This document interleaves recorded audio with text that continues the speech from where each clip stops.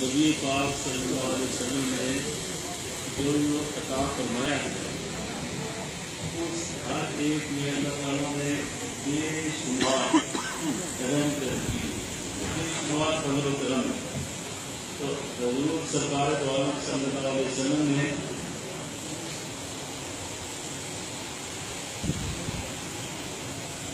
ایک ایسی چیز کی خبر عطا فرمائی کہ جس کے پورے مہینے میں ہر گھڑی میں اللہ تعالیٰ نے فضل و کرم پوشیدہ رکھا کہ دن ہو، رات ہو، سحری ہو، شام ہو، کوئی بھی وقت ہو، اللہ تعالیٰ نے اس کو بے شمار برکتیں رکھی۔ تو شروع سے معمول بھی یہ تھا کہ آپ صلی اللہ علیہ وسلم شعبان کے آخری دنوں میں خطبہ ارشاد فرمایا کرتے تھے۔ حضرت سلمان فارسی رضی اللہ تعالیٰ عنہ نے اسے محفوظ کیا اور ہم تک پہنچایا، اللہ نے گزارا۔ تو دوسرا یہ پچھلا سال جو مشاہدے میں آیا وہ بہت سارے جو پکے کامل مسلمان تھے انہوں نے روزے سے پرہیز کیا ہے، اس لیے وہ بیمار تھے۔ حالانکہ روزہ جب فرض ہوا تو وہ سب گرمی کا مہینہ ہی تھا سب، اور اسی مہینے میں بات آ کے سرکار کے غلاموں نے روزہ رکھتے ہوئے دکھایا اور اسی حالت میں جنگ کے بدل میں لیے بغیر وسائل کے لیے، بغیر اسباب کے لیے، اور کوئی لمبے چوڑے کوشے نہیں تھے کہ کیا انہوں نے ساتھ ملا کر اسے استعمال کر کے ہمیں دیکھا ہے کہ سہری یہ کھا لیا، رات کو یہ کھا لیا، نہیں پوری سوکھی ہوئی پانی کے قطرے جو ملتے رہے یا روح کے مقرر میں باقی کرتی گئی۔ جو اللہ تعالیٰ نے یہ حضور کو موجودہ یہ خاص عطا فرمایا تھا کہ جو بھی حکم ہوتا اس کے بارے میں وسائل کو اپنا عطا فرمایا، کہ بغیر وسائل کے صحابہ کرام نے بھی عمل کیا اور حضور نے بھی عمل کیا۔ تو حضرت سلمان فارسی رضی اللہ تعالیٰ عنہ کے اس خطبہ مبارک میں جو نبی پاک صلی اللہ علیہ وسلم کا فرمان ہم تک پہنچا ہے اس میں پورے رمضان کو حضور نے سمیٹ کے رکھ دیا، جسے ہم چارٹر کہتے ہیں، وہ سارے کا سارا بتا دیا کہ رمضان ہے کیا،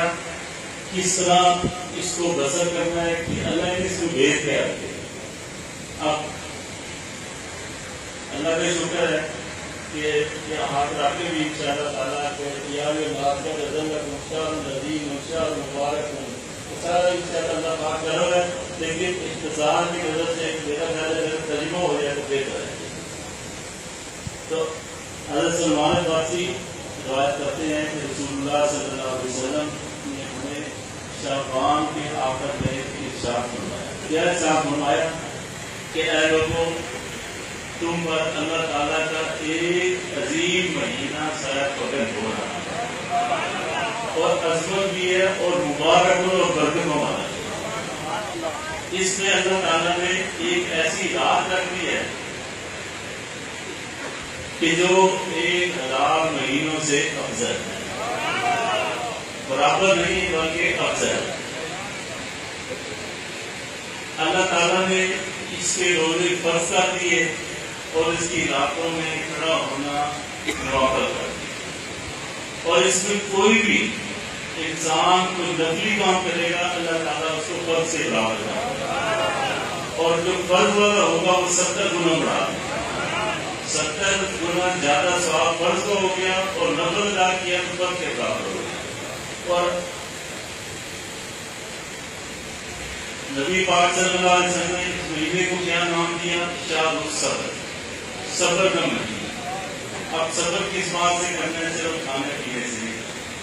بے حیائی سے بھی کرنا ہے، لغو بات سے بھی کرنا ہے، مومن بات سے بھی کرنا ہے، دوسرے پر ظلم کرنے سے بھی صبر کرنا ہے۔ صبر اپنے آپ کو روکنے کا کہتے ہیں کہ اپنے آپ کو روکنا ہے، ہر چیز سے روکنا ہے، کیونکہ بات سے بات نکلتی ہے اور لمبی ہو جاتی ہے، لیکن کوشش یہ ہے کہ اسی تک محدود رہے کہ انسان عاملۃ ناصبۃ رزق بھی رکھتا ہے، عمل بھی کرتا ہے، ضائع بھی کر دیتا ہے، لیکن جو صبر والا ہوگا اس کا ضائع نہیں۔ یہ زبان بھی اگر کچھ باتوں سے غلط سے ظلم سے رکے گی، ہاتھ بھی رک جائے گا، نگاہ بھی رکے گی، قدم بھی رکے گا، تو وہ سارے سنبھال کر سکتے۔ جو اللہ تعالیٰ نے اس میں پوشیدہ رکھا وہ سارا کچھ ملے گا اس سے۔ اور پھر حضور حضور فرماتے ہیں صبر کرے گا سلسلہ کیا ہے سواب کرتے مقام رفع اللہ پاک نے جو جن سے راضی ہوگا وہی جو مقام رکھا ہے صبر والے کو وہی ملے گا. حضور ارشاد فرماتے ہیں کہ یہ مہینہ ایسا ہے کہ ہم خالی وقت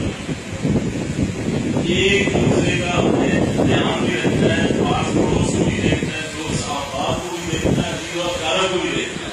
کہ کسی کے ہاتھ کسی سے مرفی نہیں ہوتے لیکن اللہ پاک توفیق دے گا وہ ہاتھ